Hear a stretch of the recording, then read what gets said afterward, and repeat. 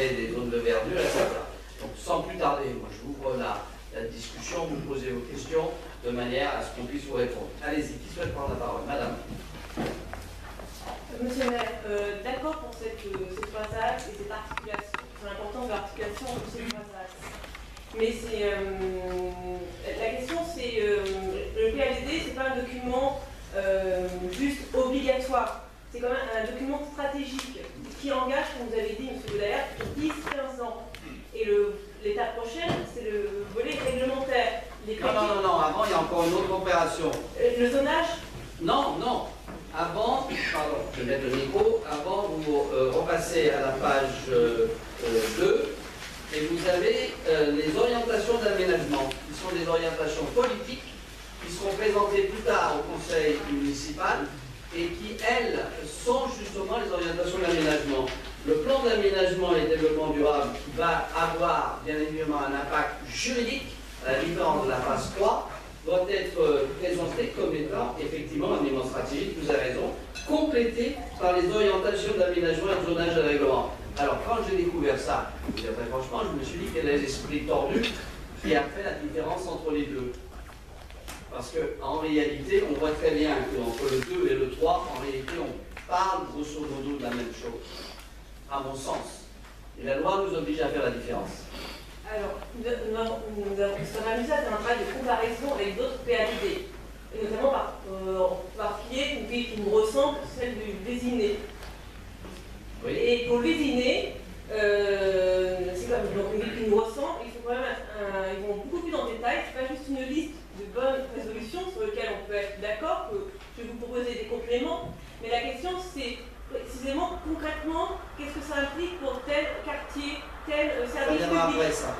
Eh bien donc, moi je me signale que pour les autres villes, c'est beaucoup plus précis le PADD.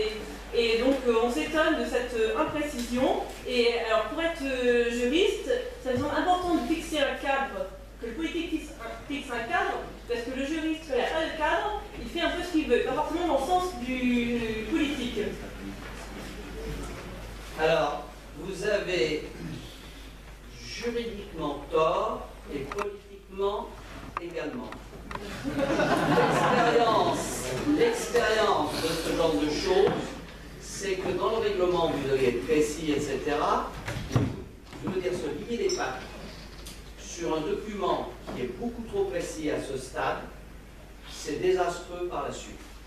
N'oubliez jamais que lorsque vous définissez des règles d'urbanisme, il est extrêmement difficile, ou les orientations sont définies, elles sont claires dans ce sens, et si vous les rendez et que vous descendez jusqu'à la parcelle, vous allez vers des catastrophes. Vous allez vers des catastrophes. Donc, moi je m'y refuse. Il faut, à ce titre, projet d'aménagement et de développement, c'est un projet d'aménagement, c'est les grandes orientations. Et je peux vous dire que sur ce point précis, ça m'est confirmé, d'autres villes, ça vient en quelques pages. Et d'ailleurs, je me souviens de la discussion qu'on avait eue à ce propos à l'Assemblée. Il était clair, je me souviens d'un grand juriste qui disait le PAPD, ça peut même tenir sur une seule page A4. Je m'en souviens parfaitement. Et donc, il faut éviter ce que vous venez de dire. Ça, alors là, c'est une faute de techno. Je vous dis comme je le pense. Alors pourquoi dans ce cas-là, c'est en regardant les cartes, notamment page 15, où on voit bien le sujet autour de la rue de Longueuil, de la rue de la Muette, ou de la rue de Paris, où il y a au niveau, en effet, au niveau économique, c'est un sujet d'aménagement et de développement, et on le voit bien sur la carte, ça a bien été repéré, et que ça ne figure pas dans le document. C'est une carte indicative, ce n'est pas quelque chose que l'on va véritablement prendre comme étant quelque chose qui va fixer, c'est le règlement et le zonage qui va le dire, et il faut éviter, je veux dire, dans la phase qui est la phase 3, ok, qu'on ne va pas vous présenter tout de suite, puisque ça va venir lors d'un prochain débat. C'est donc celle des orientations. Le bureau d'études a osé me présenter quelque chose sur un aménagement économique entre l'avenue de Saint-Germain et la rue Maréchal Foch, qui montrait déjà que dans ce quadrilatère, c'est même pas un quadrilatère, c'est un rectangle de plusieurs hectares, ils avaient mis dans le document, au milieu de ce document, la nécessité d'avoir une place publique. Je dis, vous êtes fous, quoi. Comment voulez-vous que je sache à ce stade et me lier les mains de la ville avec là, il va y avoir une place publique. Je dis, vous mettez une zone dans laquelle effectivement il y aura des bâtiments d'habitation, des équipements publics et aussi des activités. Donc il faut éviter à tout prix ce que vous prenez. Alors ça, je veux dire, il n'est pas question de se lier les pattes avec quelque chose de précis. Et je redis que dans certaines villes, peut-être qu'au Virginie ils ont été un peu plus précis, libre à eux, mais on me souffle à juste titre que le PAPD, dans un certain nombre de villes, ça tient sur un acte. Pourquoi le cabinet conseil n'est pas là ce soir? Parce qu'on n'a pas besoin de lui. Qu'est-ce que vous voulez que je vous dise? C'est la responsabilité des élus. J'ai fait 2 plans d'occupation des sols et je ne veux pas. Je suis désolé, le comité de pilotage s'est réuni à ce propos. Vous y êtes représentés. Et donc, à ce titre, je suis désolé, il n'est pas question. Ce n'est pas des cabinets, quels qu'ils soient, qui font les lois. C'est vous et moi. Votre remarque est hors de propos. Autre question. Je vais commencer par une première remarque.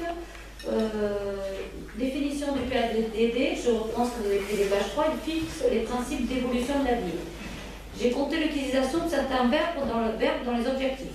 Vous devinez lequel arrive en premier? Préserver, 15, 2, 13 fois valoriser, ce qui suppose donc de valoriser l'existant. Tout ça sur des principes d'évolution. On a créé 2 fois, aménager 0, c'est un projet d'aménagement et de développement durable, hein. Développer 8 fois, quand même, ça je vous l'accorde. Donc voilà, ce PADD pour moi il a pour objectif essentiel de conserver les maisons actives dans l'état. Non. Vous voulez préserver essentiellement ce qui se passe ici. L'évolution se situe à la marge, ou plutôt la marge c'est plus l'hypercentre, parce que toutes les évolutions qu'on voit, elles ne se situent qu'à proximité de la gare. Il y a pourtant pas mal de choses à améliorer, à mon avis, aussi d'ailleurs. Une deuxième remarque, des pages entières de ce document pourraient se retrouver dans le PADD de beaucoup d'autres communes. Pourtant, je suis allée chercher dans les textes ce qu'était un PADD, et à un moment j'ai trouvé cette phrase sur un document officiel avec la Marianne, le drapeau bleu, blanc, rouge et tout, je vous donnerai les références si vous voulez. Il ne saurait être constitué d'orientation très générale, applicable à n'importe quel territoire. Et là, dans ce que j'ai lu, je vous assure qu'il y a des pages entières où si on ne sait pas qu'on est à Maison Lafitte, on ne voit pas, on ne voit rien qui fasse référence à quoi que ce soit de Maison Lafitte. C'est quand même très très général. Donc voilà, ça c'était 2 premières remarques d'ordre général. Est-ce qu'après vous voulez qu'on rentre dans le détail, page après page?